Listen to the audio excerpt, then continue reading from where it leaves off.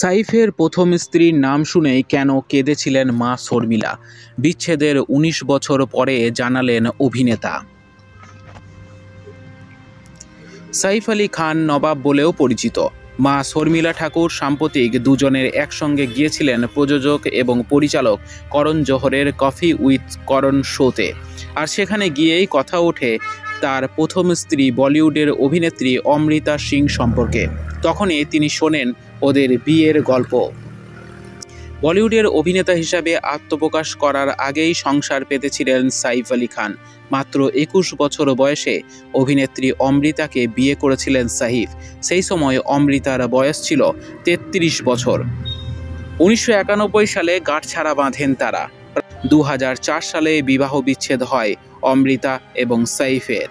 আর প্রায় এক দশক পরে ২০১২ সালে বলিউড অভিনেত্রী করিনা কাপুর খানের সঙ্গে ৪ হাত এক হয় সাইফের। সাইফের সঙ্গে করিনার বিয়ের সময় এই অনুষ্ঠানে উপস্থিত ছিলেন তার পরিবারের সদস্যরা। তবে অমৃতার সঙ্গে বিয়ের সময় নাকি সে খবর বাড়িতে আগে থেকে কাউকেই জানাননি সাইফ। সাম্প্রতিক কফি উইথ করণের একটি পর্বে অতিথি হিসাবে সাইফের সঙ্গে উপস্থিত ছিলেন শর্মিলা ঠাকুর। করণের এই কফির আড্ডায় শর্মিলা জানান, অমৃতার সঙ্গে নিজের ছেলের বিয়ের কথা জানতে পেরে নাকি খুব কষ্ট পেয়েছিলেন তিনি। সাইফ বলেন, আমাকে মা ডেকে বললেন আমরা জানি কিছু একটা ব্যাপার চলছে, তো আমি তখন পুরো ঘটনাটা বললাম। মা আমাকে তখন বললেন ঠিক আছে, শুধু বিয়ে করে ফেলো না।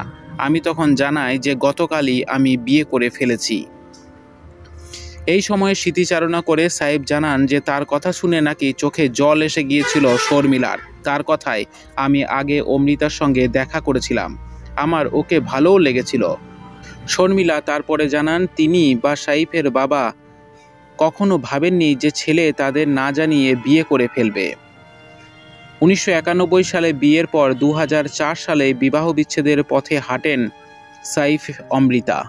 তবে বিয়ের সময় আর ভুল করেননি সাইফ। বিচ্ছেদের সিদ্ধান্তের কথা প্রথম শর্মিলাকেই জানিয়েছিলেন অভিনেতা। শর্মিলার কথাই, এত বছরের একটা সম্পর্ক যখন ভাঙে তখন সেটা মোটেই সুখকর নয়। তাছাড়া আমরা সবাই সারা এবং ইব্রাহিমকে খুব ভালোবাসতাম। আর ইব্রাহিমের তখন বয়স ছিল ৩ বছর। টাইগারের খুব আদরের ছিল ও। সাইফ এবং অমৃতার বিচ্ছেদের পর বাচ্চাদের থেকে দূরে থাকা আমাদের পক্ষেও অনেক কষ্টকর ছিল।